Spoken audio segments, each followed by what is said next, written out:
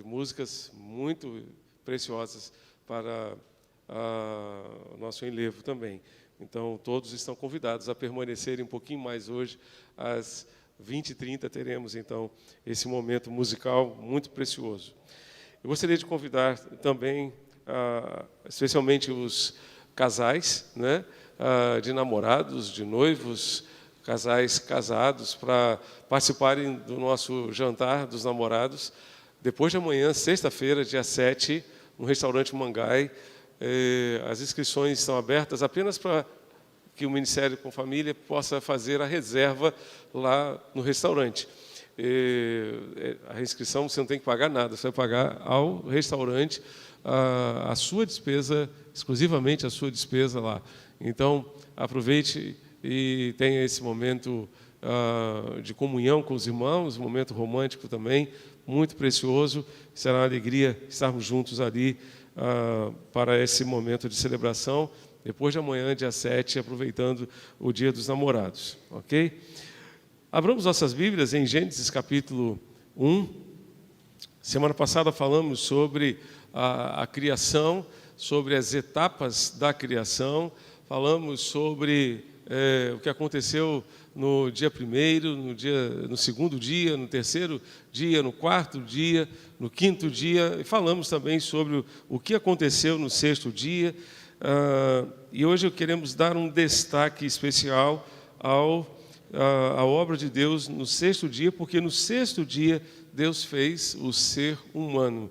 Sejamos juntos aí, eu creio que temos ali na tela, tá? O texto do verso 26, você pode acompanhar, acho que vai poder acompanhar na tela, exatamente. Gênesis 1, verso 26, vai dizer que Deus disse: façamos o ser humano a nossa imagem, conforme a nossa semelhança, tenha ele domínio sobre os peixes do mar, sobre as aves dos céus, sobre os animais domésticos e sobre toda a terra e sobre todos os animais que rastejam pela terra. E assim Deus criou o ser humano, a sua imagem, a imagem de Deus o criou, homem e mulher os criou. Então, o ser humano foi criado originalmente à imagem e à semelhança de Deus. Em que sentido o ser humano foi feito à imagem e semelhança de Deus? Em que sentido o homem e a mulher foram feitos à imagem e semelhança de Deus? Primeiramente, vejamos, o homem é um ser racional. É um ser racional porque ele é capaz de pensar, ele é capaz de raciocinar. Então, ele tem a capacidade de desenvolver o seu raciocínio. Nós sabemos a diferença entre os animais irracionais e o animal racional, que é o ser humano, somos nós, não é? Todos os demais são considerados animais irracionais. O homem também é um ser moral. É um ser moral porque ele é capaz de decidir entre o certo e o errado, entre aquilo que ele acha certo, aquilo que ele acha errado, e é capaz de decidir o seu destino através de decisões acertadas ou equivocadas, mas de qualquer forma ele tem a capacidade de decidir. Então, por isso, ele é um ser moral. Ele é a imagem e semelhança de Deus porque é racional, porque é moral e também porque é espiritual. O homem é um ser espiritual. Ele recebeu o sopro da vida e passou a ser alma vivente. Alma vivente. Mas certamente a intenção de Deus ao fazer o ser humano, a sua imagem e a sua semelhança, vai além disso. A sua intenção certamente foi fazer o ser humano parecido com ele, no seu jeito de ser, ou seja, na sua conduta moral, com atributos e qualidades morais que o próprio Deus tem. Nós vimos, eu creio que 2 semanas atrás, alguns atributos de Deus, algumas qualidades de Deus, qualidades naturais e qualidades morais. Vamos recapitular aqui rapidamente algumas qualidades morais, porque essas qualidades morais têm a ver com a expectativa de Deus para nós, seres humanos. Deus deseja que nós sejamos a imagem e semelhança dele no que diz respeito à nossa qualidade moral, ao nosso comportamento moral, à nossa vida com Deus. Primeiramente, nós aprendemos que Deus é santo. Deus é santo. 1 de Pedro, capítulo 1, versos 14 em diante, vão dizer: como filhos obedientes, não vivam conforme as paixões que vocês tinham anteriormente, quando ainda estavam na ignorância, ou seja, sem conhecimento. O verso 15 vai dizer: pelo contrário, assim como é santo aquele que os chamou, sejam santos vocês também em tudo que fizerem, porque está escrito: sejam santos, porque eu sou santo. E se vocês invocam como Pai aquele que sem parcialidade julga segundo as obras de cada um, vivam em temor durante o tempo da peregrinação de vocês. Esse Deus santo espera que nós que fomos criados à sua imagem e semelhança, vivamos da mesma forma em santidade. Em santidade. Poderíamos passar a noite inteira falando aqui sobre o desafio da santidade, mas gostaria apenas de destacar que no Antigo Testamento a santidade tinha aquele sentido de separação. Quando o tabernáculo foi construído lá no deserto, quando o templo de Jerusalém foi construído por Salomão, os utensílios do templo, aqueles usados nos sacrifícios, foram santificados, no sentido de que eles foram separados para uso exclusivo no tabernáculo ou depois no templo. Então, uma vida santa é uma vida separada do pecado para viver exclusivamente em função de Deus, em função do propósito de Deus. Essa santidade que Deus espera de nós, ela vem de dentro para fora, ela não atinge apenas a nossa aparência, mas ela precisa atingir o nosso coração, a nossa essência, o nosso ser interior. A santidade começa com o coração santo, com o coração puro. Jesus disse nas bem-aventuranças: bem-aventurados os limpos de coração, porque eles verão a Deus. Então, é esse coração limpo que certamente produzirá ações santificadas, relacionamentos santificados, uma vida santificada. Então, o ser humano foi criado à imagem e semelhança de Deus para ser santo como Deus é santo. Mas a Bíblia nos ensina ainda que Deus é justo. Salmo 145, verso 17 e Gênesis 18, verso 19. No Salmo 145, o salmista diz que justo é o Senhor em todos os seus caminhos, bondoso em todas as suas obras. E em Gênesis 18, a palavra de Deus vai dizer: porque eu o escolhi para que ordene a seus filhos e a sua casa depois dele, a fim de que guardem o caminho do Senhor e pratiquem a justiça e o juízo, para que o Senhor faça vir sobre Abraão o que lhe prometeu. Deus está falando que ele havia escolhido Abraão para que ele ordenasse aos seus filhos e a casa dele, que viria depois dele, ou seja, ele queria fazer de Abraão não apenas um pai para Isaac, mas um patriarca para uma nação, e uma nação que vivesse em função da justiça. Porque o Deus dessa nação é um Deus justo. É um Deus justo. E eu fico imaginando a dor de Deus por meio do seu Santo Espírito, inspirando os autores sagrados a escreverem a respeito dos reis de Israel. Fulano de tal fez o que era mal aos olhos do Senhor. Beltrano de tal fez o que era reto aos olhos do Senhor. Infelizmente, esses foram a minoria. Esses foram a minoria. Deus é um Deus justo. E nós vamos ver vários profetas falando sobre justiça. Ontem pela manhã, Deus me deu uma oportunidade muito abençoada de conversar quase 2 horas, ou mais de 2 horas, com o pastor Manfred Greller. Só eu e ele, pessoalmente. E que tempo abençoado. Conversamos sobre muitas coisas. Contexto mundial, os conflitos mundiais. Ele é uma pessoa muito antenada. E como foi diretor da Visão Mundial no Brasil e na América Latina, nós estávamos falando sobre alguns profetas que falam sobre justiça. Amós é um dos preferidos dele, né? Se você for a Isaías 58, Isaías vai falar sobre o jejum que agrada a Deus, que é justamente o jejum que tem a ver com desatar os nós da injustiça no meio do povo. Então, ser a imagem e semelhança de Deus é viver a justiça de Deus na sociedade. É viver uma vida santa no meio da corrupção em que nos encontramos hoje. E viver uma vida justa aos olhos de Deus, segundo o propósito de Deus. Mas esse Deus maravilhoso não é apenas santo, justo, Ele é também amor. O que diz a palavra de Deus, 1 de João, capítulo 4, versos 7 e 8, e depois versos 20 e 21. Se você puder abrir a sua Bíblia, 1 de João, capítulo 4, versos 7 e 8, depois 20 e 21. Diz assim: amados, amemo-nos uns aos outros, porque o amor procede de Deus, e todo aquele que ama é nascido de Deus e conhece a Deus.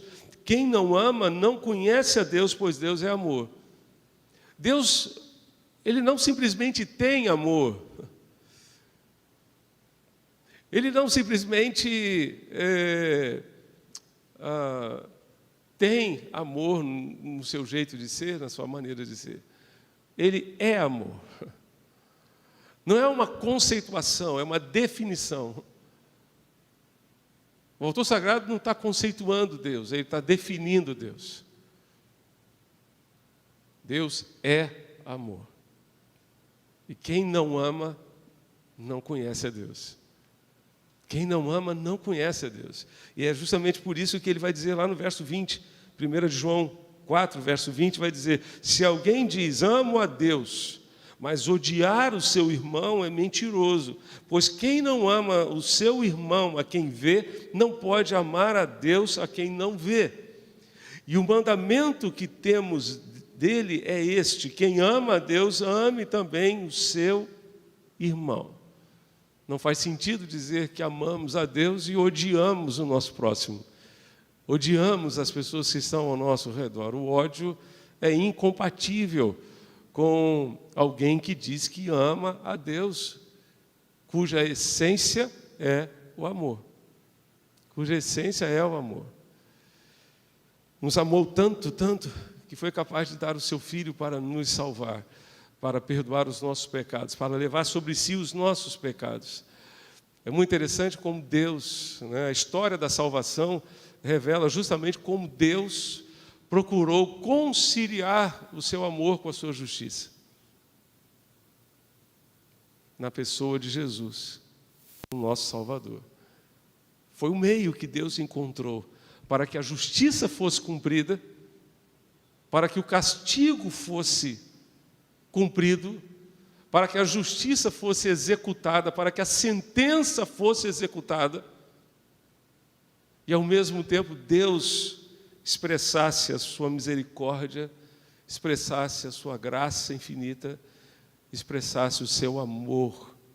Amor este que é a essência de tudo aquilo que Deus é. Por amor a mim e a você, Deus enviou Jesus ao mundo e lançou sobre ele todo o castigo que nós deveríamos receber. Quem faria isso com seu filho? Só Deus. Quem faria isso com seu filho por alguém que não merece? Nós, que éramos considerados inimigos de Deus. Quem faria isso com seu próprio filho? A Bíblia diz que pode ser que por um amigo, por uma pessoa muito boa, alguém ouse morrer, mas não por mim, por você. que não temos mérito nenhum. Paulo, olhando para si, disse: miserável homem que sou, quem me livrará do corpo desta morte? Quem me livrará do corpo desta morte? Somos miseráveis, pecadores, limitados, mas Deus vem e manda o seu Filho para expressar o seu amor e nos resgatar, e nos dar salvação, vida eterna. O castigo que nos traz a paz estava sobre ele, e pelos seus ferimentos nós fomos sarados. Que palavra preciosa de Isaías 53.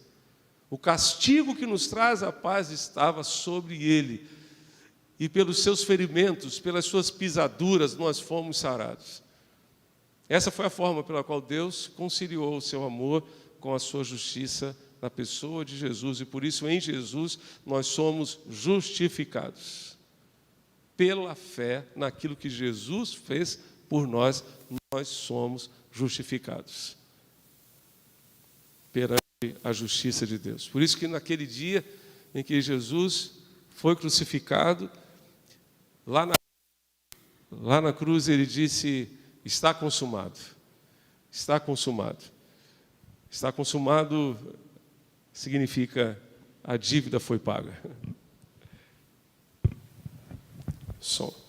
A dívida foi paga, a conta está paga perante a justiça divina. Então, Senhor, Pai, tudo aquilo que tinha que ser feito, eu fiz. Então, voltando ao texto, criou Deus o homem à sua imagem, a imagem de Deus o criou. Quando criou o homem na sua forma original, o ser humano estava dotado de todos esses atributos morais. Entretanto, o pecado entrou na raça humana, contaminou a raça humana e fez os seus estragos terríveis, que, se o Senhor permitir, daqui a 2 semanas nós vamos começar a estudar, quando chegarmos a Gênesis capítulo 3. Semana que vem, por ocasião, inclusive, coincidentemente, do Dia dos Namorados, vamos falar sobre o casamento, né? Mas na outra semana, dia 19, se Deus permitir, falaremos sobre Gênesis capítulo 3, sobre 3 palavrinhas que definem aquela narrativa: pecado, castigo e graça de Deus. Então, nós vamos ver que o pecado entra na raça humana através da desobediência a Deus, contamina todo o gênero humano, contamina toda a raça humana e desfigura o ser humano. Desfigura o ser humano. Um dos principais estragos que o pecado operou foi a deformação da imagem de Deus no ser humano. E aqui vemos, portanto, mais uma vez essa manifestação do amor de Deus para conosco, enviando Jesus para restaurar a imagem de Deus em nós. No momento em que nós cremos em Jesus, confiamos nele como nosso Salvador pessoal, Deus começa uma obra de restauração.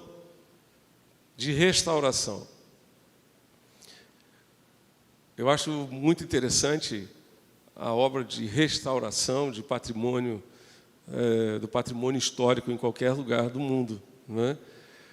E especialmente na Europa, a gente vê às vezes reportagens sobre catedrais que levam anos e anos e anos num trabalho de restauração de pinturas sacras, pinturas famosas que marcaram, portanto, a estrutura do templo. Deus está empenhado nessa obra de restauração da imagem dele na minha vida, na sua vida, desde o dia em que entregamos nossa vida a Ele, começamos a caminhar com Jesus, começamos a seguir os passos de Jesus. Deus está empenhado nesta obra de restaurar a sua imagem em nós. Nós precisamos ser a imagem de Deus no mundo, Ele certamente quer refletir por meio de nós a sua imagem, que nada mais é do que o seu caráter santo, justo e bom. Ele deseja refletir ao mundo o seu caráter através de nós. Deus, portanto, quer nos restaurar para que sejamos a sua imagem e semelhança. E desta forma, Ele está empenhado em fazer. Vivemos num mundo que anseia por Deus, que deseja ver Deus, que deseja conhecer a Deus de uma forma íntima e real. Entretanto, Deus hoje se revela por meio da sua palavra e por meio do seu povo, que encarna esta palavra, quando vive esta palavra e testemunha desta palavra. Durante o ministério de Jesus, Ele esteve com seus discípulos, Ele andou com eles, mostrou-lhes a glória do Pai. João capítulo 1, verso 14, nos diz que o Verbo se fez carne e habitou entre nós, cheio de graça e de verdade. E vimos a sua glória, como a glória do unigênito do Pai. Jesus Cristo andou neste mundo, pelas ruas da Palestina, mostrando a glória do Pai, e as pessoas conseguiam ver Deus nele. Hoje, as pessoas querem ver Jesus, entretanto, não tem mais a oportunidade de vê-lo de forma física, visível aos seus olhos. A única forma de ver Jesus hoje é na vida daqueles que estão sendo restaurados à imagem do seu Filho.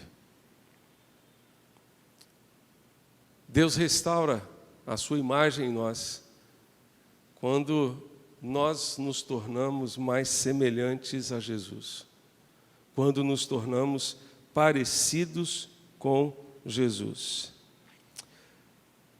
Você quer se tornar parecido com Cristo?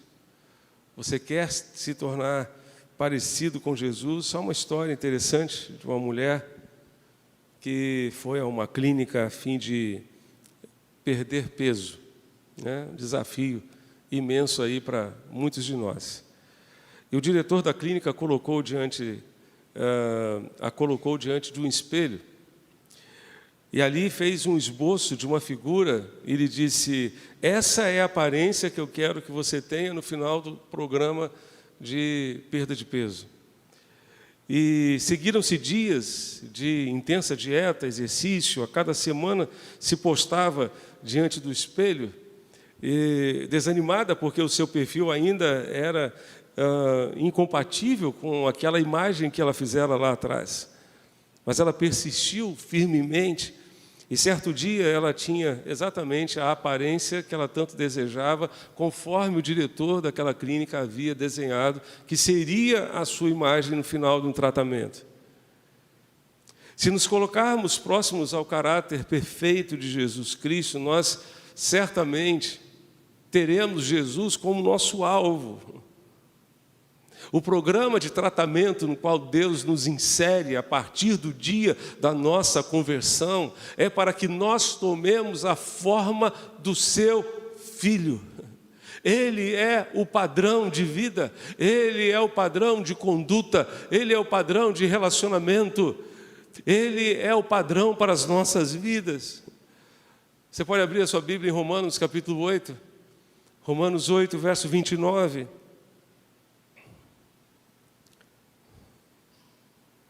Vai nos dizer o seguinte, Romanos 8, verso 29, porquanto aos que ele de antemão conheceu, também os predestinou para serem conformes à imagem de seu Filho, a fim de que ele seja o primogênito entre muitos irmãos. Eu não vou entrar aqui na doutrina da predestinação, porque certamente seria uma outra oportunidade. Mas o fato é que Deus nos escolheu para sermos a imagem do seu Filho, para sermos parecidos com o seu Filho. E na medida em que nós nos empenhamos em nos tornar parecidos com Jesus, ter um caráter parecido com o de Jesus, Deus está restaurando em nós aquela imagem perdida lá no Jardim do Éden, quando o pecado entrou na raça humana. Deus nos escolheu para que fôssemos parecidos com o seu Filho, o nosso irmão mais velho. Normalmente, os irmãos têm traços físicos em comum, né? Minhas irmãs, elas têm uma certa aparência, são parecidas, melhor dizendo, umas com as outras. Às vezes, quando eu chego com uma delas, especialmente a Meire, logo depois de mim, muita gente diz, é muito parecida com o senhor. Então, Paulo está dizendo aqui que se nós deixarmos Deus nos tratar, nós seremos parecidos com Jesus quanto ao nosso caráter. Nós teremos os mesmos traços do caráter de Cristo. E é nesse sentido que precisamos ser parecidos com Ele. É muito triste ver o ser humano, que deveria ser a imagem de Deus para o mundo, tentando muitas vezes se afastar do propósito de Deus e até mesmo fazendo imagens com as suas próprias mãos desse mesmo Deus. Ele é a imagem do Deus invisível, primogênito de toda a criação. A palavra imagem significa espelho, espelho que reflete a nossa realidade, reflete aquilo que nós somos diante de Deus e diante de todo o mundo. Portanto, Deus deseja fazer esta obra nas nossas vidas. Deus deseja que nós nos tornemos novamente a imagem do seu Filho para o mundo. Isso Ele conseguirá se nós permitirmos que Ele trabalhe em nós. Se nós não viermos a embargar a obra das suas mãos em nós. Ele tem algo extraordinário para fazer nas nossas vidas e nós precisamos deixar que Ele faça. E se assim fizermos, se assim permitirmos, nos tornaremos cada vez mais semelhantes a Jesus, o seu Filho.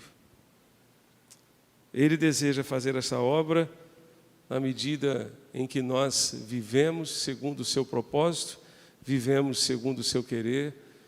Deus quer que nós sejamos a imagem do seu Filho para o mundo.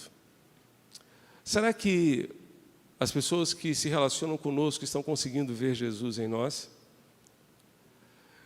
Estão conseguindo ver Jesus nos nossos traços de caráter, nas nossas ações e principalmente nas nossas reações, na maneira como reagimos, especialmente às pressões da vida?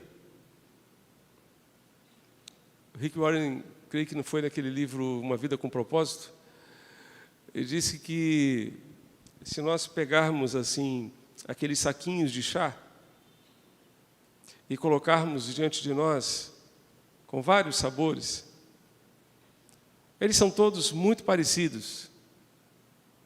Muito parecidos. Mas se nós pegarmos aquele saquinho e lançarmos na água quente, nós saberemos o sabor do chá. Se é de camomila, se é de capim-cidreira, se é de morango, uma delícia chá de morango, né? Frutas vermelhas. A água quente revela o sabor do chá. A água quente das provações da vida revelam o nosso sabor, revelam o nosso caráter. Se ele está mais parecido com Jesus ou não. Fomos criados à imagem e semelhança de Deus. O pecado destruiu, deformou o ser humano, mas Jesus veio para nos restaurar. E na medida em que nós cremos em Jesus, confiamos no Senhor, Ele trabalha em nós para nos tornar novamente a imagem e semelhança dEle, na medida em que nos tornamos cada vez mais parecidos com Jesus, o seu Filho. Vamos orar? Você pode fechar seus olhos nesse momento para falarmos com o Senhor nosso Deus.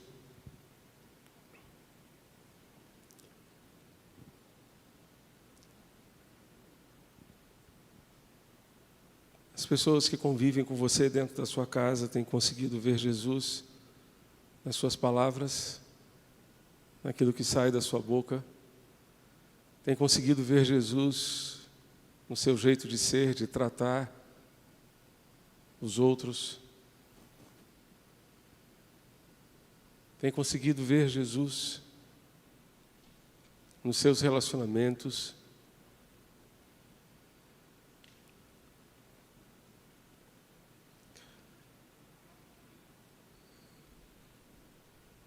Quero encorajar você a dizer do fundo da sua alma: Jesus, avança. Avança na tua obra, na minha vida. Eu quero revelar ao mundo os traços do teu caráter, do caráter de Jesus, porque eu quero me tornar cada vez mais parecido com Ele, imagem e semelhança dEle para este mundo. Quero ser um espelho teu para este mundo.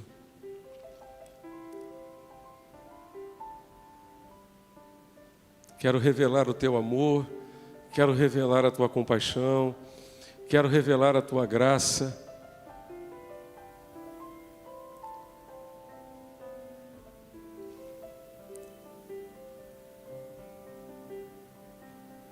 Pai Celeste, Deus bendito, muito obrigado por este momento tão precioso, tão sublime. Muito obrigado. Queremos, ó Deus, te pedir, Senhor, avança nesta obra. Que, ó Deus, pela tua graça, ela não seja embargada em momento algum. Mas que assim, Senhor, tu venhas avançar na tua obra de restauração da imagem do teu Filho em nós. Nós nos sujeitamos à tua obra, Senhor. Nós nos sujeitamos àquilo que tu queres fazer em nós. Nós te pedimos, em nome de Jesus, nosso Senhor e Salvador.